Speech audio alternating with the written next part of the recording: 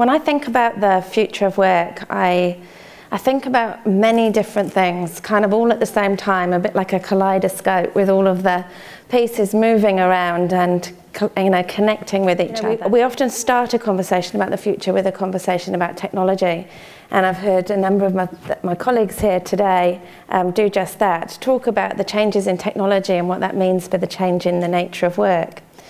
And I 100% agree. I think we've never lived at a more exciting time than we do today in terms of the sheer volume of change that we're seeing. A series of exponential curves all occurring at the same time on pace and scale that we've never seen before. And it's the collision of those exponential curves that I think is, incredibly exciting. I mean, for example, in the last 12 months, we've learned more about the human genome than we have at any other time in the history of humankind. And when I think about computers and artificial intelligence, and I think about just the history of how comfortable we are as people engaging with technology, I think it's helpful to take a step back before we start running too heavily into blaming ourselves for finding it hard. Because if I think about it, as people, one of the reasons we are so comfortable having conversations with each other, face to face, and talking with each other, is because conversations have been around for a very long time. If we imagine for a moment that conversations have been around for a week, then the written word has been around for a day. And the computer that we talk so much about today has been around for a nanosecond. That's a really interesting idea. And now we're worrying ourselves about how do we fit in the world of the computer, which has been around for a nanosecond. Yeah? Way less time than the conversation. So for me, I think the technology is incredibly important, particularly in our business. We are, at our heart, a technology business, but so are the people. And we have to find new ways to bring these two things together in a way that makes sense, not just from the science, but also for the people that interact with it.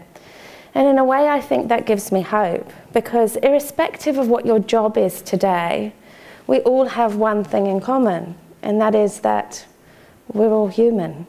And I think the light for me is in the idea that human-centered design is possible in a world that's full of technology and is possibly the most valuable asset that we have.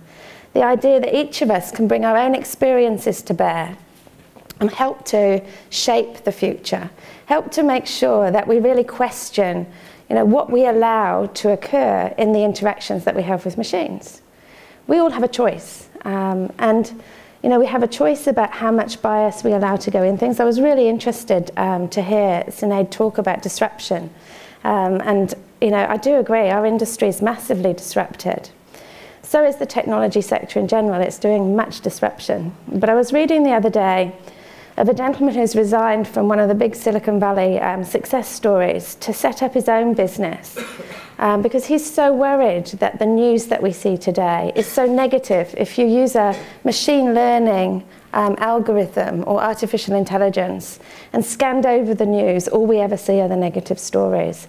So having balance in the stories that we tell each other about the successes that we can have together is just as important as talking about the issues that we face today, so that we get that balance and we don't lose sight of hope. So I think one of the biggest risks and one of the biggest opportunities is that balance between technical and people. And how do you go about doing that? For us, I think, in our sector, working collaboratively with other organisations across the community, people like OMG Tech who are working to try and ensure that all children get access to technology, irrespective of their income or where they were born, and ensuring that they get the opportunity to immerse themselves in what it could mean for them and to try it hands-on, perhaps before they've kind of assumed that it's not for them. I think those sorts of programs are incredibly important, and they play a part in helping to make sure that generationally we have people ready for the workforce. But I think also it's important to think about our older workforce as well. People like me who've been around for a while. How do we keep our skills up to date? And I'm particularly interested in how we work with communities of people whose roles are changing, either because of where they are in their career life cycle or potentially also because of how the technology itself is replacing those specific roles. I'm aware of one group, for example, that's working within our organisations to explore how returned service people who are exiting the military might take on other roles in surveillance and observation around cybersecurity, for example. And I think those are interesting ideas that we have the opportunity to explore when we're prepared to think broadly about the categories of skills that we bring to the table rather than in a narrow way. So in our organisation, to keep up with the changing nature of work and the disruptive pace of the industry, we've recently, and had quite a lot of publicity about it too, I think taken quite a bold move to ensure that we try and balance the dynamic between the technology and the people, the needs of our customers, the need for speed, and the needs of our employees all in one big way. And for us, that's been a shift from a role-based hierarchy to a purpose-driven hierarchy. And for me, that's an incredibly exciting idea. So we've worked together as a Spark community to redefine our purpose. And out of that came a really vibrant conversation across the business about even the meaning of the words and how we connected to them. We learned a lot in that process. We used a sounding board with representatives from around the company, and we thought we'd been really inclusive.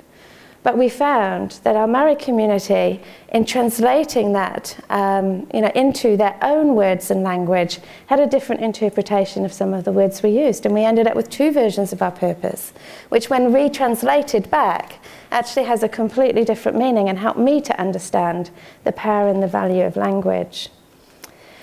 So we now have our purpose. We've worked together on the values that we subscribe to. And as part of the move to a new way of working into a purpose-driven hierarchy, we've all been through what we call a boot camp process, where we've learned about how do we as people relate to our customers' journeys. How do we think about the experiences that our customers have on a human level? And we've all gone through those same learning techniques as part of our commitment to changing how we work. And then we've reorganised ourselves, not by functional skill set and not by role-based hierarchy. We've reorganised ourselves into small autonomous teams working on specific things that matter. And the prioritisation takes place within the team. The team get to decide what matters most and how to prioritise the backlog. And I think as an idea, it's a really exciting one. It's a very democratising concept because it engages with everyone. And it offers everyone the opportunity to start to think about how they work on their skills mastery and ensure their ongoing relevance to their own personal careers, but also to the things that they're working on as part of their teams. So I think there's a lot of hope out there. I think it's very interesting, though, with change, with any kind of change, what sorts of things get said. And we can talk for a moment about reputation and trust. Lots of questions get asked, and I think we automatically assume the worst when we hear that an organisation's going through a big amount of change. That there's some kind of nefarious grand master plan to somehow do some sort of evil.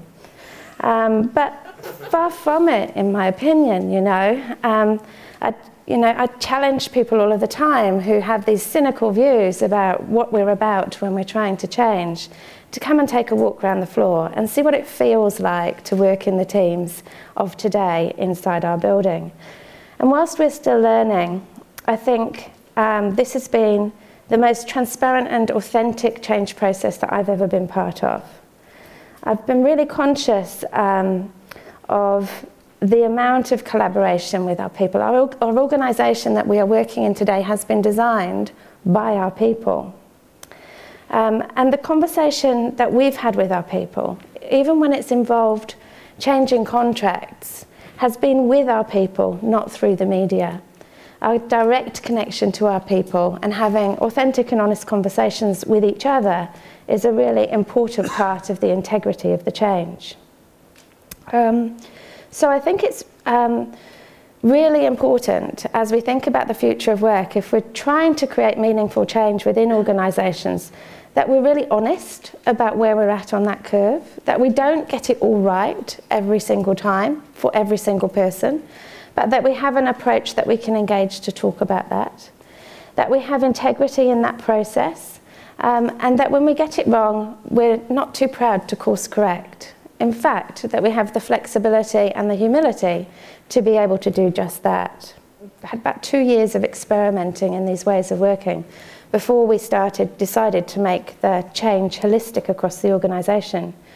And you know, I would predict we will see the same results that we saw when we piloted these programs. Our employee net promoter score goes through the roof, and our customer outcomes, you know, do the same. So I think there's hope.